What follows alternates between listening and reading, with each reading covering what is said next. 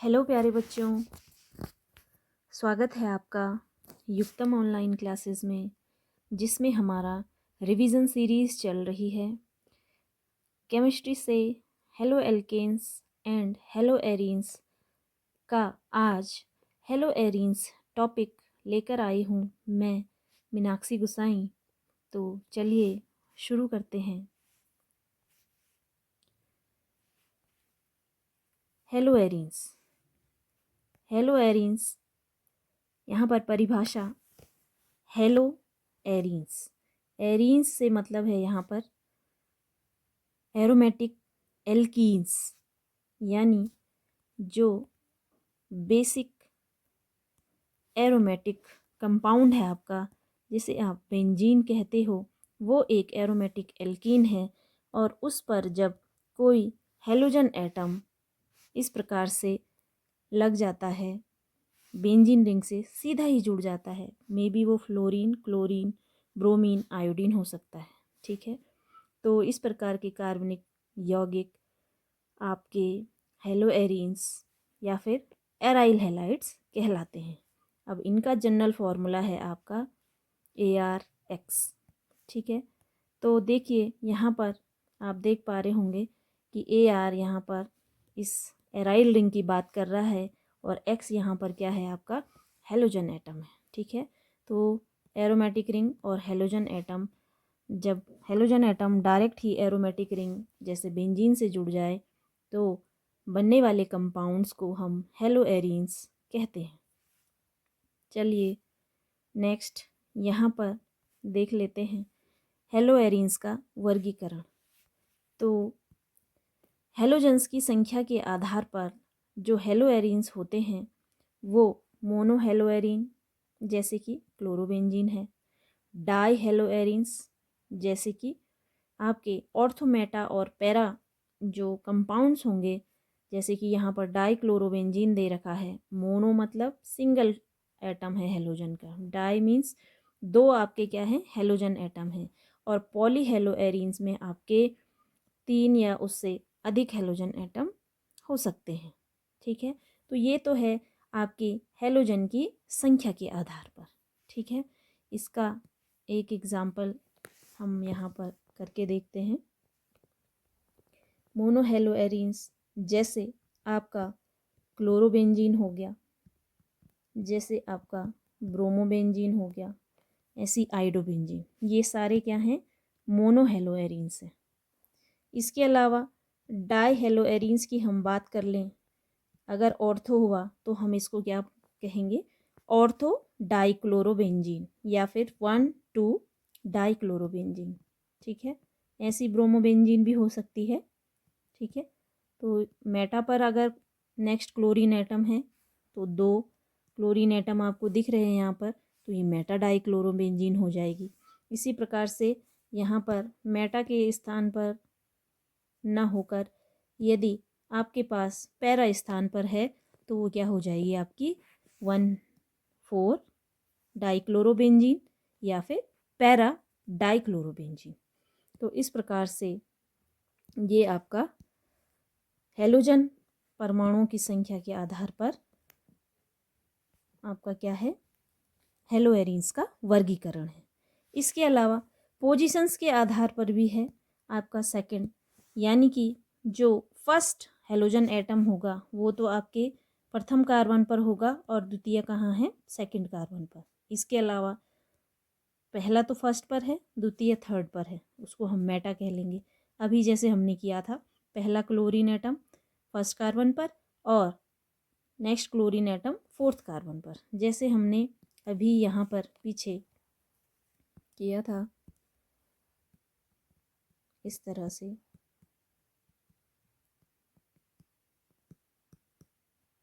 इस तरह से और इस तरह से। ठीक है, तो ये हो जाएगी आपकी ऑर्थोक्लोरोबेंजीन, ये हो जाएगी आपकी मेटाक्लोरोबेंजीन और ये हो जाएगी आपकी पैरा क्लोरोबेंजीन। ठीक है, आप 2 एटम हैं यहाँ पर, तो हम ortho dichlorobenzene, Meta dichlorobenzene para dichlorobenzene. तो इस प्रकार से ये देखिए पोजीशन 1 2 1 2 3 1 2 3 4, ठीक है। तो आप 1 2 डाइक्लोरोबेंजीन, 1 3 डाइक्लोरोबेंजीन, 1 4 डाइक्लोरोबेंजीन क्रमशः इनको कह सकते हैं। चलिए नेक्स्ट है आपका यहाँ पर नामकरण।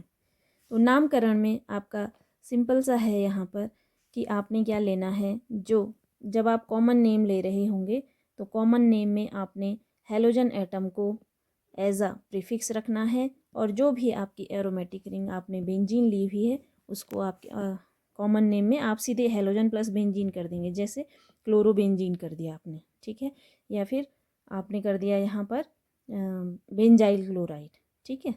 अब इसमें क्या होगा, इसमें निश्चित है कि जो पेरेंट कंपाउंड है बेंजीन वो क्या रहेगी हमेशा ही, मतलब पेरेंट कंपाउंड कौन होगा, बेंजीन होगा। इसके अलावा जो आपका हेलोजन है आपने उसको एज अ प्रीफिक्स लेना है, जैसे फ्लोरीन होगा तो फ्लोरो, क्लोरीन होगा तो क्लोरो, ब्रोमीन होगा तो ब्रोमो, और आयोडीन होगा तो आइडो, ठीक है। और जैसे कि हमने कल हेलो एल्केन्स में पढ़ा था कि लोएस्ट पॉसिबल नंबर दिया जाता है, यानी कि जिधर से क्या पड़ता हो, सबसे नज़दीकी कार्बन पे उपस्थित क्या हो, हेलोजन एटम हो। तो ये हेलो एल्केन्स में देखा था हमने, ऐसे ही यहाँ भी हमने अभी थोड़ी देर पहले देखा था कि ऑर्थो पर है तो, है ना, ऑर्थोक्लोरोबेंजीन, मेटाक्लोरोबेंजीन। तो इधर को नंबरिंग नहीं करेंगे आप 4 5 और 6, नहीं, ये रॉन्ग हो जाएगी। इसको हम नेक्स्ट पेज पर एक बार करके देखते हैं। देखिए जैसे सपोज़ आपको इस प्रकार से दिया हुआ है ये, तो क्या हो जाएगा 1 2 3 4 5 6, ये नंबरिंग नहीं होगी बल्कि नंबरिंग होगी आपकी 1 2। इधर से क्या पड़ रहा है, नज़दीक, तो ये राइट है, ठीक है। तो आपका ये हुआ। तो चलिए ये आपकी क्या हो गई है, नामकरण, आपका आयुपेसी नेमिंग हो गई है, ठीक है। इसके अलावा नेक्स्ट हमने देखना है संरचना एवं बंध। तो हेलो एरिन्स में ये इस प्रकार आप देख पा रहे होंगे कि बेंजीन से क्या है, एक्स लगा हुआ है, यानी हेलोजन एटम लगा हुआ है। अब यहाँ पर क्या है, यहाँ पर एक कार्बन है, तो कौन सा बंध बन रहा है, CX बंध बन रहा है, जिसमें क्या हो रहा है आपका जो हेलोजन एटम पर उपस्थित जो नॉन बॉन्डिंग इलेक्ट्रॉन है, ठीक है, वो क्या करते हैं, यहाँ पर आप इनको लोन पेयर ऑफ इलेक्ट्रॉन्स या एकल इलेक्ट्रॉन युग्म के नाम से जानते हैं, वो क्या करेंगे, यहाँ पर इस कार्बन के साथ डबल बॉन्ड बनाने की कोशिश करेंगे, जिससे यहाँ पर क्या हो जाएगा, आंशिक द्विबंध आ जाएगा, ठीक है। इसके अलावा इसी नेचर की वजह से यहाँ पर हमको अनुनाद देखने को भी मिलता है, इसका डिस्कशन हम आगे भी करेंगे।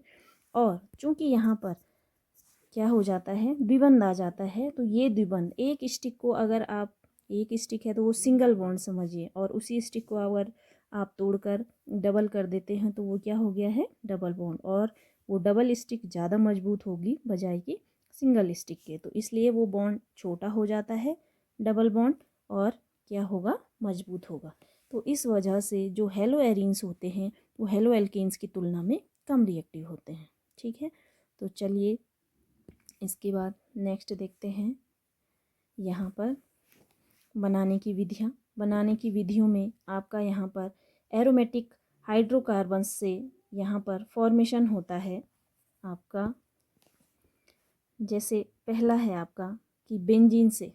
अब एरोमेटिक हाइड्रोकार्बन यानी कि बेंजीन की बात हम करेंगे, तो नाभिकीय हैलोजनीकरण के द्वारा यहाँ पर आपको क्या प्राप्त हो जाते हैं, हेलो एरिन्स प्राप्त हो जाते हैं। यानी आपने जैसे बेंजीन लिया या उसका क्लोरीनेशन कर दीजिए, ब्रोमिनेशन कर दीजिए, और कैटलिस्ट यहाँ पर रहेंगे हमारे फेरिक ट्राइक्लोराइड, फेरिक ट्राइब्रोमाइड, और कंडीशन है कि सनलाइट नहीं होनी चाहिए, ठीक है। तो इस प्रकार से यहाँ पर क्लोरीनेशन ब्रोमिनेशन से क्रमशः क्लोरो बेंजीन और ब्रोमो बेंजीन प्राप्त हो जाते हैं, ठीक है। तो इसको भी हम कर लेते हैं थोड़ा सा, देखिए यहाँ पर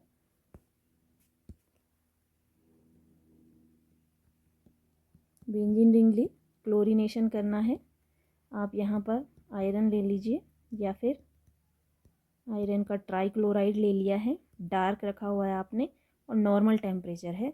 तो यहाँ पर क्या होगा, यहाँ बेंजीन रिंग पर उपस्थित जो हाइड्रोजन एटम होगा वो हेलोजन एटम द्वारा रिप्लेस कर दिया जाएगा और इस प्रकार आपको प्रोडक्ट के रूप में क्लोरोबेंजीन प्राप्त हो जाती है। ठीक है, इसी प्रकार आपका आप यहाँ पर Cl2 की जगह Br2 यानी ब्रोमीन भी ले सकते हैं। ठीक है, अगर आधिक्य में लेंगे तो ऑर्थो और पैरा प्रोडक्ट भी आपको प्राप्त होते हैं। ठीक है, तो इस प्रकार से देखिए,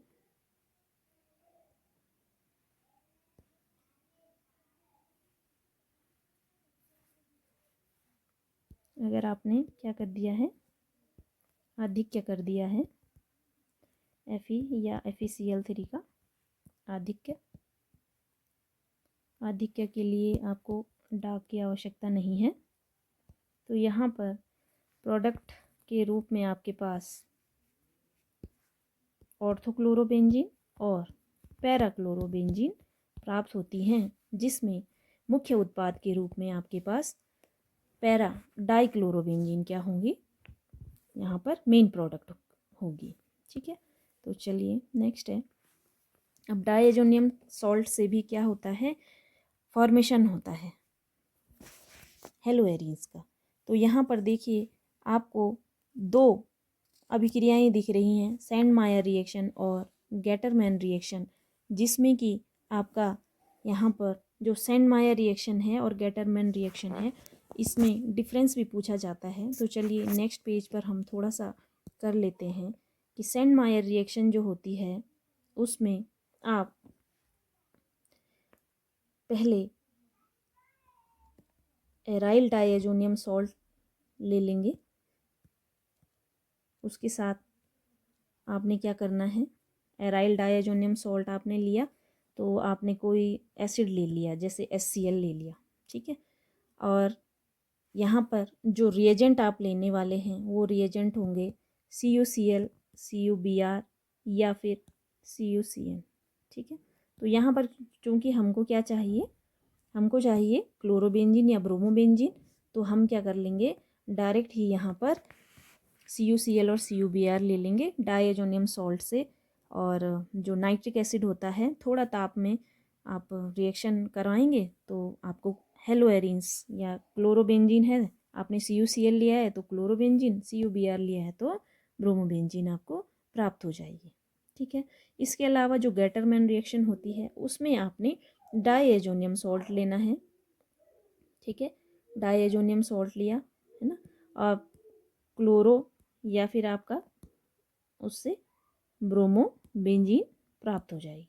कैसे, क्योंकि आप यहाँ पर रिएजेंट के रूप में HCl या HBr लेंगे और कॉपर पाउडर यहाँ पर आपका एज अ कैटलिस्ट रहेगा। ठीक है, तो इस प्रकार से आप जब गेटरमैन रिएक्शन में आप क्लोरो या जो एरीन्स होती हैं उनका निर्माण करते हैं तो आपने डायजोनियम सॉल्ट ले लिया। ठीक है, और इस अभिक्रिया में डायजोनियम सॉल्ट को आप संगत अम्ल, जैसे अगर क्लोरोबेंजीन बनानी है तो HCl, ब्रोमोबेंजीन बनानी है तो HBr, ये ले लेंगे। इसके अलावा आप कॉपर पाउडर, जो ताज़ा कॉपर पाउडर बना होगा है ना, उसके साथ इसको गर्म करेंगे तो आपको क्लोरोबेंजीन और ब्रोमोबेंजीन प्राप्त हो जाएंगे। ठीक है, तो ये एक डिफरेंस पूछा जाता है, तो इस प्रकार से आप इसको कर लेंगे। यहाँ एक ध्यान देने योग्य बात मैंने ये कही है कि जो आपकी सैंड मायर रिएक्शन है उसमें आप पहले NaNO2 प्लस HCl से नाइट्रस एसिड बनाते हैं, HNO2 का फॉर्मेशन करते हैं। ठीक है, बाद में ये HNO2 क्या करेगा, आपका किसी एरोमेटिक एमीन्स के साथ किसी अम्ल की उपस्थिति में और कुछ ताप लेकर बेंजीन डायएजोनियम सॉल्ट का निर्माण करेगा। ठीक है, अब इस बेंजीन डायएजोनियम सॉल्ट से आप क्या बनाएंगे, क्यूप्रस क्लोराइड ले लेंगे आप और संगत आप एसिड ले लेंगे, क्यूप्रस ब्रोमाइड ले लेंगे और संगत उसका एसिड ले लेंगे, तो आपको जो भी हेलोएरीन्स होंगी वो प्राप्त हो जाएंगी। जैसे आपने क्यूप्रस क्लोराइड लिया तो क्लोरोबेंजीन मिल जाएगी, आपने क्यूप्रस ब्रोमाइड लिया तो ब्रोमोबेंजीन मिल जाएगी, नाइट्रोजन रिलीज़ हो जाएगी। ठीक है, तो इस प्रकार से आप इसको ऐसे भी कर सकते हैं। देखिए मैं यहीं पे कर देती हूँ, बल्कि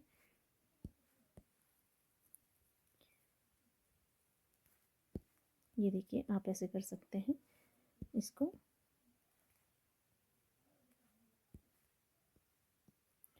CuCl2 प्लस HCl, तो आपको क्या प्राप्त हो जाएगी? क्लोरोबेंजीन। ठीक है, तो ये है आपकी क्या, सैंडमायर रिएक्शन। इसी प्रकार से आप CuBr2 प्लस HBr लेंगे, संगत जो आपने कॉपर सॉल्ट लिया है उसके साथ आपने उसी का एसिड लेना है, HBr लेंगे तो यहाँ पे ब्रोमोबेंजीन बन जाएगी। तो ये सैंडमायर रिएक्शन है। जबकि जो आपकी गैटरमैन रिएक्शन है उसमें आपको केवल और केवल डायजोनियम सॉल्ट प्लस संगत जो हेलोजन एसिड होगा और कॉपर पाउडर चाहिए होता है, कॉपर चूर्ण आप उसे कहेंगे, तो वो आप लेंगे और आपको क्लोरोबेंजीन और ब्रोमोबेंजीन प्राप्त हो जाएंगे। ठीक है, तो चलिए निर्माण विधियाँ हो गई। अब नेक्स्ट है आपका हेलो एरिन्स की जो फिज़िकल प्रॉपर्टीज़ हैं। प्रॉपर्टीज़ में सबसे पहले आपकी फ़िज़िकल प्रॉपर्टीज़ हैं। तो सामान्यतः जो हेलो एरिन्स होते हैं वो कलरलेस लिक्विड होते हैं, जो लोअर होंगे वो लिक्विड्स, जो हायर होंगे वो सॉलिड्स। वाटर में ये बहुत कम सॉल्युबल हैं, अविलेय हैं, इनसॉल्युबल आप इसको समझिए। लेकिन जैसे जो कार्बनिक विलायक हैं, इथाइल एल्कोहल या फिर डाई इथाइल ईथर, ये इथाइल एल्कोहल हो गया, डाई इथाइल ईथर हो गया।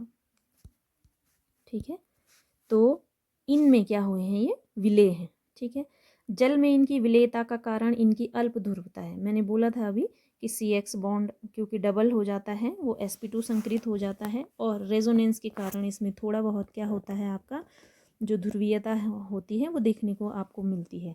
तो उस ध्रुवीयता के कारण ये क्या होता है, जल में अल्प, अब ये अल्प ध्रुवीय है तो जल तो आपका हाई पोलर है ना, तो इसलिए उसमें क्या नहीं होगा, डिजॉल्व नहीं होगा। ठीक है, हेलो एल्कीन्स की तुलना में इनके बॉइलिंग पॉइंट क्या होते हैं, अधिक होते हैं। इसके अलावा हेलो एरिन्स वाटर से क्या होते हैं, इनकी डेंसिटी अधिक होती है। ठीक है, घनत्व अधिक होता है क्योंकि ये जल की तुलना में क्या होते हैं, भारी होते हैं। और जैसे जैसे हेलोजन परमाणु, यानी कि आपने अगर आयोडोबेंजीन लिए है तो आयोडोबेंजीन लेंगे तो आयोडोबेंजीन क्या होगी, क्लोरोबेंजीन की तुलना में क्या होगी, जैसे क्योंकि आकार बढ़ रहा है हेलोजन एटम का तो घनत्व भी क्या हो जाएगा, बढ़ जाएगा। ठीक है, तो इस प्रकार से ये हुआ। नेक्स्ट आपका है यहाँ पर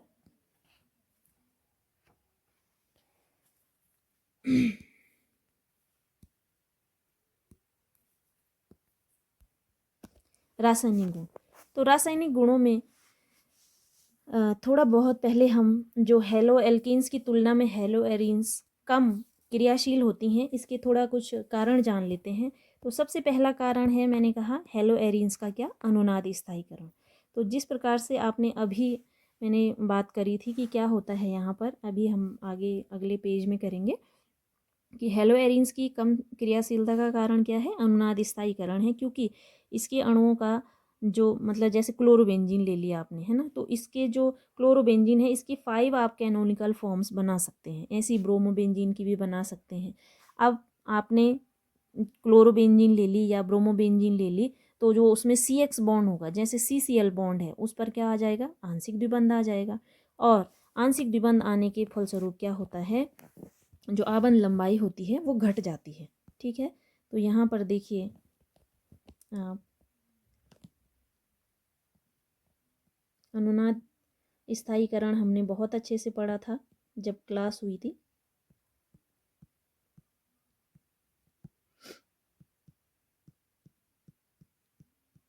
ये यहाँ पर बॉन्ड बनाने के लिए इलेक्ट्रॉन शिफ्ट हो जाएंगे, तो ये जो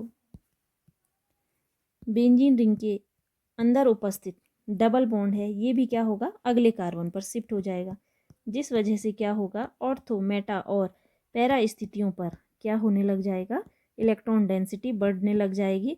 और इसके फलस्वरूप यहाँ जो क्लोरीन एटम है, अब क्योंकि इसने तो अपने इलेक्ट्रॉन यहाँ डबल बॉन्ड बनाने में दे दिए तो क्लोरीन पर आंशिक धनावेश आ जाता है, और जो रिंग होती है उस पर आंशिक ऋणावेश वितरित होता रहता है। ठीक है, अब ये ऑर्थो पोजीशन है, इसी प्रकार से क्या होगा आपका,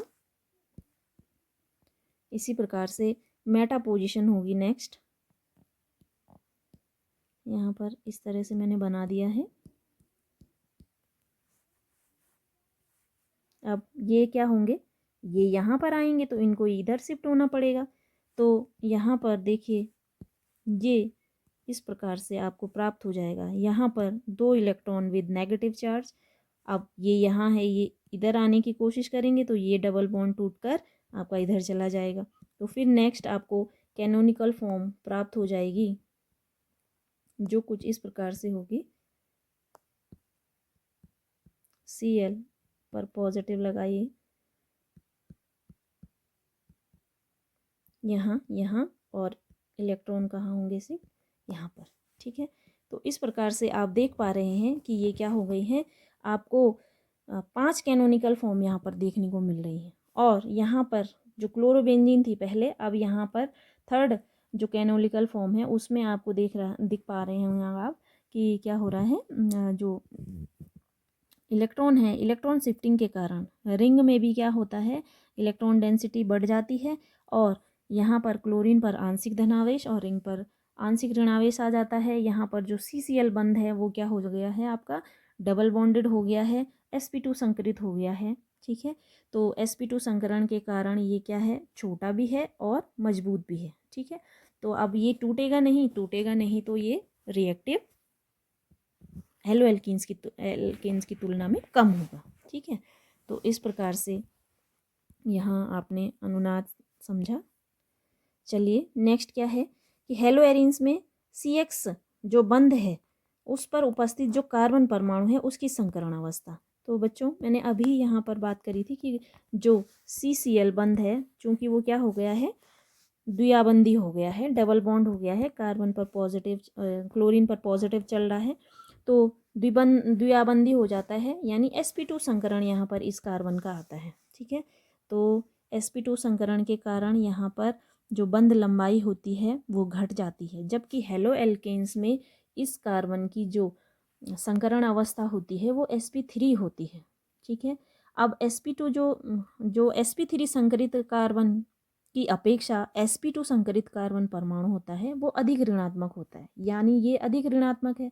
अब ये अधिक ऋणात्मक है तो आपका क्या होगा, इसमें S लक्षण क्या है, अधिक विद्यमान है। ठीक है, उच्च S लक्षण है, इस वजह से ये क्या करेगा, कम क्रियाशीलता प्रदर्शित करता है, क्योंकि बंध का टूटना क्या होगा, थोड़ा मुश्किल। एक सिंगल डंडी को आप आसानी से तोड़ सकते हैं और एक डबल डंडी को तोड़ने में आपको क्या होगी, मुश्किल होगी। ठीक है, तो यानी आप ये समझिए कि जो CCl का विदलन है, यहाँ पर आपने देखा था अभी ये CCl का विदलन जो है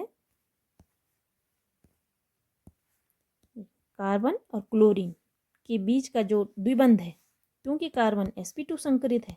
ठीक है, तो इस बंध का विदलन क्या है, मुश्किल है। ठीक है, अतः जो हेलो एरिन्स होते हैं, ये क्वेश्चन भी आता है आपके पास कि जो हेलो एरिन्स हैं वो न्यूक्लियोफिलिक प्रतिस्थापन अभिक्रियाओं के प्रति कम क्रियाशीलता प्रदर्शित करते हैं, क्यों। ठीक है, अब क्योंकि न्यूक्लियोफिलिक जो प्रतिस्थापन अभिक्रियाएं हैं उनमें क्या है, आपको एक कार्बोकैटायन चाहिए। अब यहाँ तो कार्बन पर पॉजिटिव चार्ज है ही नहीं, पॉजिटिव चार्ज किस पर है, Cl पर, है ना। तो इसलिए ये क्या करते हैं, SN1 रिएक्शन के वो SN रिएक्शंस के प्रति कम क्रियाशीलता प्रदर्शित करते हैं। ठीक है, इसके अलावा देखिए नेक्स्ट CX बंध की ध्रुवीयता। अभी हमने देखा यहाँ पर कि जो Cl एटम है उस पर पॉजिटिव चार्ज है और रिंग पर क्या चल रहा है, आपका नेगेटिव चार्ज चल रहा है। ठीक है, तो CX बंध की जो अल्प ध्रुवीयता के कारण भी हेलो एल्केन्स की तुलना में कम क्रियाशील होती हैं। अब इस कम ध्रुवीयता का जो कारण है ये पुनः से क्या है, CX बंध के या CCl बंध के कार्बन परमाणु की संकरण अवस्था में भिन्नता है, क्योंकि हेलो एल्केन में मैंने कहा क्या होता है, आपका sp3 संकरित होता है कार्बन, और यहाँ क्या है, क्योंकि बेंजीन रिंग है यहाँ पर, और इसने बेंजीन रिंग का जो कार्बन जिससे हेलोजन एटम जुड़ा हुआ है वो sp2 संकरित हो गया है। ठीक है, तो sp2 संकरित जो कार्बन है उसमें मैंने कहा अधिक विद्युत ऋणात्मक गुण पाया जाता है। ठीक है, तो हैलोजन परमाणु की ओर इलेक्ट्रॉन मुक्त होने की प्रवृत्ति, यानी यहाँ से यहाँ इलेक्ट्रॉन, यहाँ से यहाँ इलेक्ट्रॉन मुक्त करने की प्रवृत्ति क्या होती है, कम पाई जाती है। तो परिणाम स्वरूप क्या होगा, जो हेलो एल्केन्स होंगे वो इन हेलो एरीन्स की तुलना में कम, मतलब हेलो एरीन्स क्या होती हैं, कम क्रियाशील होती हैं हेलो एल्केन्स की तुलना में। ठीक है, तो इस प्रकार से ये आपका हो गया। अब आती हैं रासायनिक अभिक्रियाएं। तो कौन कौन सी रासायनिक अभिक्रियाएं आपकी हैं यहाँ पर। सबसे पहले जैसे कि आपने हेलो एल्केन्स में देखा था कि हमने nucleophilic substitution, electrophilic substitution and reaction with metal की हुई थी। ठीक है, तो यहाँ पर ये आपका देखिए, सबसे पहले न्यूक्लियोफिलिक सब्स्टिट्यूशन रिएक्शन है, नाभिक स्नेही प्रतिस्थापन अभिक्रियाएं। तो इनमें क्या होता है, हेलो एरीन्स क्योंकि क्या है, अनुनाद स्थायीकरण है उनमें, ये रेजोनेंस स्टेबलाइजेशन है। इसके अलावा स्ट्रॉन्ग CX बॉन्ड है। ठीक है, तो अब ये सब गुण इनमें हैं। हेलोजन परमाणु जैसे कोई न्यूक्लियोफाइल, जैसे कि आपका हाइड्रोक्सिल है या CN है या NO2 है, ठीक है, ये सरलतापूर्वक प्रतिस्थापित करना इनको बेंजीन रिंग पर संभव नहीं है। ठीक है, कुछ ताप और कुछ दाब देकर आप न्यूक्लियोफिलिक सब्स्टिट्यूशन रिएक्शन को संपन्न करा सकते हैं। ठीक है, तो जैसे आपने क्लोरोबेंजीन की अभिक्रिया सोडियम हाइड्रोक्साइड के साथ 623 डिग्री केल्विन ताप पर की थी, तो आपको सोडियम फिनॉक्साइड प्राप्त हुआ था, और उसका जब आपने क्या किया था, अम्लीकरण किया था, तो आपको क्या प्राप्त हो गई थी, फिनॉल प्राप्त हो गई थी। ठीक है, तो ये रिएक्शन कभी कभार आपके पास आ जाती है फिल इन द ब्लैंक्स में, कि आपने क्लोरोबेंजीन ली, सोडियम हाइड्रोक्साइड से अभिक्रिया करानी है क्योंकि हाइड्रोक्सिल ग्रुप इसके पास है, लेकिन अब ये क्या है, ये एक न्यूक्लियोफाइल है। अब न्यूक्लियोफिलिक रिएक्शन नॉर्मल कंडीशन में संभव नहीं है, लेकिन जब आप अधिक ताप और अधिक दाब देते हैं, ठीक है, तो यहाँ पर जो ये हाइड्रोक्सिल ग्रुप है, ये क्या करता है, इस हेलोजन एटम को रिप्लेस कर लेता है। इस प्रकार से फिनॉल का फॉर्मेशन हो जाता है। ठीक है ना। तो पहले तो आपका क्या होगा, यहाँ पर ये एक इंटरमीडिएट बनेगा जिसका नाम आप सोडियम फिनॉक्साइड करते हैं। मैंने डायरेक्ट प्रोडक्ट यहाँ पर लिख लिया है, तो सोडियम फिनॉक्साइड करेंगे आप। इसके बाद ये क्या होगा, नेक्स्ट आपका इसको आपको अम्लीकरण करना पड़ेगा, डाइल्यूट HCl से इसकी रिएक्शन करवा लीजिए, तो आपको क्या प्राप्त हो जाएगा, प्रोडक्ट के रूप में फिनॉल प्राप्त हो जाएगा। ठीक है, तो इस प्रकार ये है, अमीनो समूह द्वारा, साइनो समूह द्वारा क्या होता है, प्रतिस्थापन संभव होता है bye nucleophilic substitution reaction.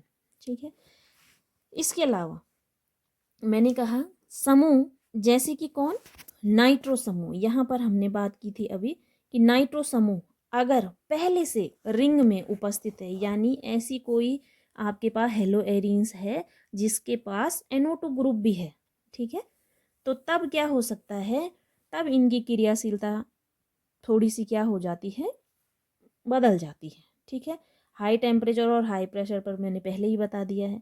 Possible तब होती है, मैंने कहा, न्यूक्लियोफिलिक रिएक्शन जब क्या हो, बेंजीन रिंग पर कैसे समूह लगे हुए हों, नाइट्रो समूह जैसे कोई अन्य समूह लगे हुए हों।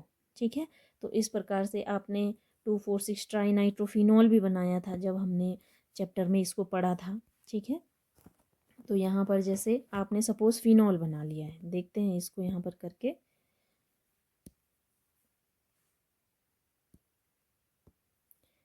देखिए, अब मैं दोबारा इसको नहीं कर रही हूँ, मैं सीधे फिनॉल से कर रही हूँ। ठीक है, कि आपने क्या किया, फिनॉल ली हुई थी, या आपने ऐसी कोई हेलोएरिन्स ले रखी है जो नाइट्रो समूह सब्स्टिट्यूटेड है। ठीक है, अब आप क्या करेंगे, सोडियम हाइड्रोक्साइड के साथ इसकी रिएक्शन कुछ ताप पर कराएंगे, तो यहाँ पर आपको जो फिनॉल प्राप्त होगी वो क्या होगी, पैरानाइट्रोफिनॉल प्राप्त हो जाएगी, आसानी से प्राप्त हो जाएगी। जबकि इससे पहले आपने देखा था कि जब आप क्लोरोबेंजीन की रिएक्शन सेम सोडियम हाइड्रोक्साइड से करवा रहे थे, वहाँ आपको क्या लेना पड़ा था, ज़्यादा लेने पड़े थे इसके मोल, 2NaOH लिया था आपने। ठीक है, 2 सोडियम हाइड्रोक्साइड लिया था, और यहाँ ताप भी क्या था, 433 है, यहाँ वहाँ 623 लिया था और 300 एटमॉस्फेरिक आपने प्रेशर भी लिया था। ठीक है, तो एक नाइट्रो समूह के जुड़ने से टेम्परेचर भी कम हो गया और 200 केल्विन, लगभग 190 केल्विन, और प्रेशर लेने की भी आपको आवश्यकता नहीं पड़ी। इसके अलावा अगर हम देखें यहाँ पर, अगर दो नाइट्रो समूह रिंग पर लगे हुए हों, सपोज पैरा पोजीशन पर और ऑर्थो पोजीशन पर इस प्रकार से लगे हुए हैं, तो तब क्या होगा कि वापस से आप सोडियम हाइड्रोक्साइड के साथ अगर अभिक्रिया कराते हैं तो आप 368 केल्विन पर ही क्या प्राप्त कर सकते हैं, सब्स्टिट्यूटेड फिनॉल प्राप्त कर सकते हैं इस प्रकार से। ठीक है, और अगर एक और आप NO2 समूह यहाँ लगा दें तो यहाँ पर फिर आपको फोर्थ टाइम 368 हो गया। फर्स्ट टाइम आपने 623 लिया था, सेकेंड टाइम आपने 433 लिया, थर्ड टाइम आपने 368 लिया। अब फोर्थ टाइम में आपको यहाँ पर ताप देने की आवश्यकता ही नहीं है, बिल्कुल बहुत कम, माइनर, इसको आप हीट का साइन, हल्का सा हीट, हल्का गर्म का साइन, और यहाँ पर सोडियम हाइड्रोक्साइड लेने की भी ज़रूरत नहीं है। मतलब न्यूक्लियोफाइल आप वाटर में ही घोल दीजिए, वाटर में भी तो OH आयंस रहते हैं, तो वो OH आयंस यहाँ पर क्या हो जाएंगे, ये जो आपको प्राप्त हुआ है ये है आपका 1 2 3 4 5 6 246 ट्राइनाइट्रोफिनॉल प्राप्त हो गया है। ठीक है, तो ये आपको यहाँ पर ध्यान रखने योग्य बात है कि हैलोजन परमाणु के जो मेटा स्थान पर अगर NO2 की उपस्थिति है, अभी हमने क्या किया, सिर्फ ऑर्थो और para position, ortho and para positions ले रखी हैं। अगर मेटा स्थान पर नाइट्रो की उपस्थिति है तो हेलो एरिन्स की क्रियाशीलता को वो प्रभावित नहीं करती है। ठीक है, तो ये भी इसमें आपको ध्यान देना है। चलिए, इसके बाद नेक्स्ट है आपका इलेक्ट्रोफिलिक सब्स्टिट्यूशन रिएक्शन। ठीक है, इलेक्ट्रॉन स्नेही प्रतिस्थापन अभिक्रियाएं। ठीक है, देखिए आपका यहाँ पर जो हेलो एरिन्स है, चूँकि बेंजीन रिंग में आपका, आपने पहले भी, आपको पूर्व ज्ञान है कि जो बेंजीन रिंग होती है वो इलेक्ट्रोफिलिक सब्स्टिट्यूशन रिएक्शन देती है।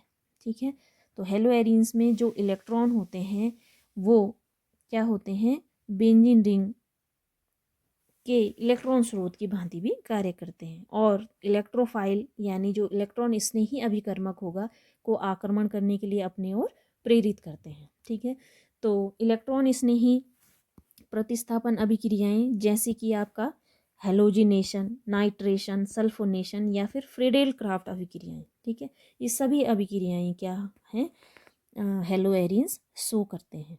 ठीक है, तो हेलो एरिन्स में मैंने कहा जो इलेक्ट्रोफिलिक प्रतिस्थापन अभिक्रियाएं हैं ये बेंजीन की तुलना में धीमी गति से, और थोड़ा आपको कंडीशंस भी क्या है, प्रबल रखनी पड़ेंगी, तब जाके संपन्न होंगी। ठीक है, क्योंकि हेलो एरिन्स में जो हेलोजन परमाणु है, आपने जो हेलोजन परमाणु ले रखा है यहाँ पर, वो क्या है, -I प्रभाव दर्शाता है। ठीक है, अब प्रेरणिक प्रभाव आपने 11 में पढ़े होंगे, +I -I, तो -I प्रभाव के कारण हेलोजन परमाणु में बेंजीन रिंग से इलेक्ट्रॉन खींचने की प्रवृत्ति होती है। ठीक है, तो इस प्रकार से ये हो गया। तो फलता जो बेंजीन रिंग होती है वो कुछ सीमा तक क्या करती है, निष्क्रियता उस पर उत्पन्न हो जाती है। ठीक है, तो हेलोजिनेशन, अगर हम यहाँ पर देखिए हेलोजिनेशन, नाइट्रेशन, सल्फोनेशन और फ्रीडेल क्राफ्ट करें तो मैं इसमें से एक कर देती हूँ, बाकी फ्रीडेल क्राफ्ट हमने करेंगे हम उसको थोड़ा, फ्रीडेल क्राफ्ट को। ये देखिए यहाँ पर अगर आप सपोज नाइट्रेशन कर रहे हैं यहाँ पर, हेलोजिनेशन क्योंकि हमने पीछे भी थोड़ा बहुत कर दिया है FeCl3 FeBr3 में, तो नाइट्रेशन यहाँ पर हम कर लेते हैं। देखिए आपने क्लोरोबेंजीन ली, कंसनट्रेटेड HNO3 लेना है आपने।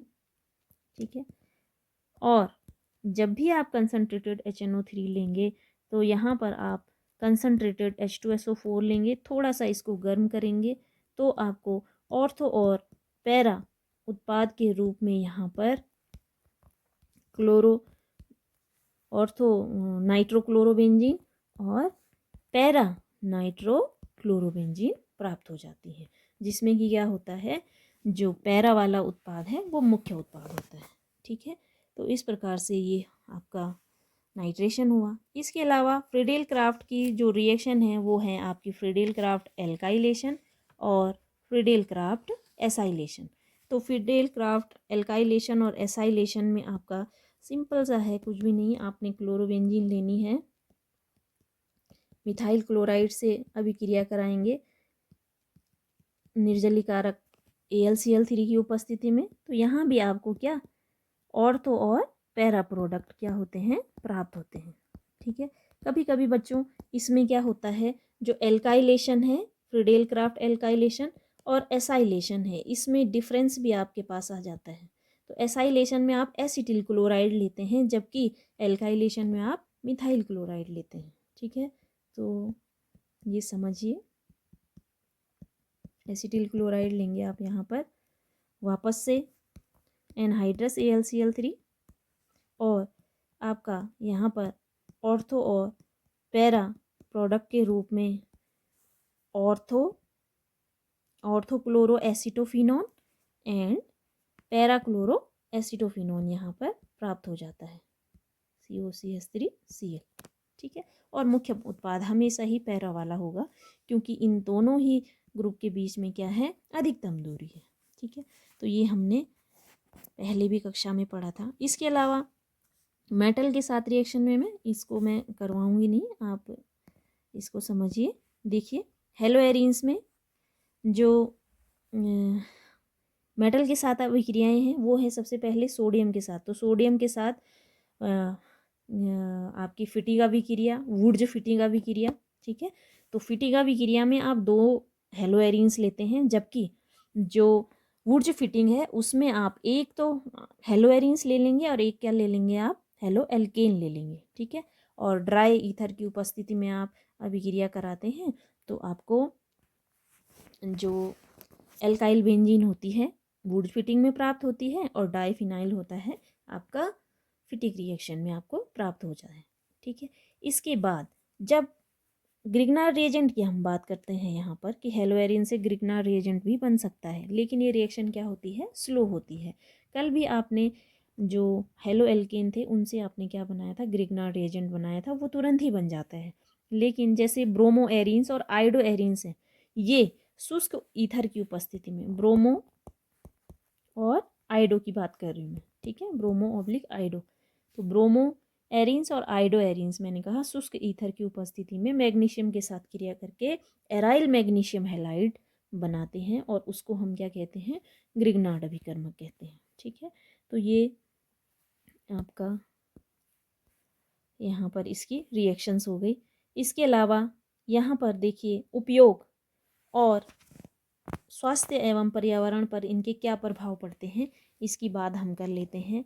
यहाँ पर देखिए, इन जो भी हेलोएरिन्स हैं वो अच्छे विलायकों के रूप में क्या होती हैं, यूज़ होती हैं।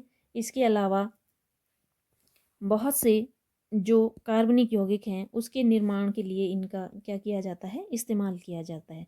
जैसे क्लोरोबेंजीन है, क्लोरोबेंजीन से हम फिनॉल, एनिलीन, पिक्रिक एसिड, जो अभी आपने 2,4,6 ट्राइनाइट्रोफिनॉल बनाया था, इसके अलावा DDT आदि के औद्योगिक निर्माण में इनका यूज़ किया जाता है। डाइज एंड फार्मास्यूटिकल में भी इनका यूज़ किया जाता है। DDT एक अच्छा कीटनाशक साबित हुआ है पिछले दिनों में, मच्छर, मक्खी, मौत इनके लिए, और जो भी कृषि पीड़क होते हैं उनके लिए। इसके अलावा ये रिएक्शन इंटरमीडिएट मतलब ऑर्गेनिक सिंथेसिस में एज अ इंटरमीडिएट भी क्या होते हैं, काम आते हैं। ठीक है, तो जैसे अभी बताया मैंने फिनॉल, एनिलीन, आप इनके निर्माण में भी इसका क्या कर सकते हैं, प्रयोग करते हैं। ठीक है, स्वास्थ्य और पर्यावरण पर इसका क्या प्रभाव है, बहुत सारे हेलोएरिन्स क्या होते हैं, टॉक्सिक नेचर के होते हैं, कैंसरस होते हैं, है ना। इसके अलावा इनके लंबे समय में, अभी जैसे DDT वगैरह है, आपने सुना होगा DDT अब क्या हो गया है, बंद हो गया है, क्योंकि ये क्या है, लॉन्ग टर्म में हार्मफुल साबित हो सकते हैं। ठीक है, तो इस प्रकार से ये आज आपका हेलोएरिन्स की समरी मैंने कम से कम शब्दों में पूरी करने की कोशिश की है। तो चलिए एक माइंड मैप यहाँ पर आपके लिए रखा गया है। देखिए हेलो एरीन्स, सबसे पहले तो आप हेलो एरीन्स का स्ट्रक्चर देख लेंगे कि इस प्रकार से होगा। एराइल ग्रुप होगा, उस पर हेलोजन एटम लगा हुआ होगा। दूसरा, इसकी आप अगर डेफिनेशन कहेंगे तो इसी स्ट्रक्चर में इसकी डेफिनेशन भी छुपी हुई है, ठीक है। दूसरा है इसका प्रिपरेशन कैसे करते हैं। तो अभी हमने क्या किया था, जो एरोमेटिक हाइड्रोकार्बन्स थे जैसे बेंजीन, उनसे सेंडमायर और गेटरमैन रिएक्शन के थ्रू क्या किया था, फॉर्मेशन किया था। इसके अलावा आपका डायजोनियम सॉल्ट के अंदर ये दोनों आप ले लेंगे, क्योंकि दोनों में ही आपने रिएजेंट क्या ले रखा है, डायजोनियम सॉल्ट ले रखा है, ठीक है। अच्छा, और डायरेक्ट हेलोजिनेशन से भी आप क्या कर सकते हैं, फॉर्मेशन कर सकते हैं, ठीक है। इसके अलावा इसकी जो प्रॉपर्टीज़ हैं, फिजिकल प्रॉपर्टीज़ में लो पोलैरिटी होती है। लो पोलैरिटी के कारण वाटर के साथ इनसॉल्युबल होता है और higher density and higher boiling points होते हैं, ठीक है। ये हो गया। इसके अलावा केमिकल प्रॉपर्टीज़ में हमने यहाँ पर nucleophilic substitution reaction, electrophilic substitution reaction, reaction with metal and some reduction reaction भी होती हैं, जिनमें ये क्या करते हैं, बेंजीन का फॉर्मेशन करते हैं, ठीक है। तो आप जैसे क्लोरोबेंजीन ले लेंगे, उसका रिडक्शन कर देंगे तो बेंजीन आपको प्राप्त हो जाएगी, ठीक है। एक एलॉय आप निकल एल्यूमिनियम एलॉय ले लेंगे एज अ रिएजेंट, ठीक। ये हो गया। इसके अलावा यूजेस में आपने देखा कि pesticides and pharmaceutical dyes and solvents में इसका यूज़ किया जाता है। ये क्या है, पॉल्यूटेंट्स हैं, यानी क्या करते हैं, हमारे पर्यावरण को नुकसान पहुंचाते हैं। इसके अलावा टॉक्सिक नेचर के हैं, ठीक है। और जो हमारे जलीय जीव हैं उनके लिए भी ये क्या है, हानिकारक है। तो ये बच्चों आपकी आज हेलो एरीन्स की रिवीजन सीरीज़ में हमने हेलो एल्केन और हेलो एरीन्स का रिवीजन किया। इसके अलावा इसमें आप जो आपने और एक्स्ट्रा पढ़ना है वो पॉली हेलोजन कंपाउंड्स हैं आपके। पॉली हेलोजन कंपाउंड्स में मैं बता देती हूँ, क्लोरोफॉर्म CaCl3। क्वेश्चन आता है कि क्लोरोफॉर्म को रंगीन बोतलों में क्यों रखा जाता है, वो आप पढ़ लेंगे। दूसरा, आप DDT पर टिप्पणी लिखने के लिए आती है, कभी कभी DDT का पूरा नाम लिखने के लिए आ जाता है, ठीक है। तो बस ये दो आ जाएंगे। इसके अलावा यहाँ पर फॉस्जीन का जो सूत्र है वो आपके प्रतिदर्श पेपर 2026 में भी यहाँ पर 1 नंबर का प्रश्न आया हुआ था। तो फॉस्जीन का आप सूत्र यहाँ पर देख लेंगे, इससे भी 1 नंबर का प्रश्न आपका बनता है, ठीक है। और ये कभी कभी ये भी हो जाता है कि क्लोरोफॉर्म के ऑक्सीकरण पर कौन सी गैस बनती है, तो वो बनती है फॉस्जीन। इस बार तो उसने फॉर्मूला पूछ दिया, कभी पूछ देगा कि क्लोरोफॉर्म का ऑक्सीकरण करने पर क्या प्राप्त होता है। तो ये एक बहुत ही विषैली गैस है और आपको पता ही है, क्योंकि जो क्लोरोफॉर्म है वो एज अ निश्चेतक के रूप में आप उसको क्या करते हैं, यूज़ करते हैं, ठीक है। तो ये हो गया है। तो चलिए, बस इतना ही आपने पढ़ना है इस यूनिट से। 6 नंबर का आएगा। तो आज की क्लास के लिए आप सभी का धन्यवाद और मैं आशा करती हूँ कि आप सभी जो परीक्षा की दृष्टि से महत्वपूर्ण प्रश्न हैं उनके यहाँ पर रिवीजन करते रहेंगे, चाहे इस यूनिट से हो चाहे आने वाली किन्हीं भी यूनिट से हो। थैंक यू बच्चों।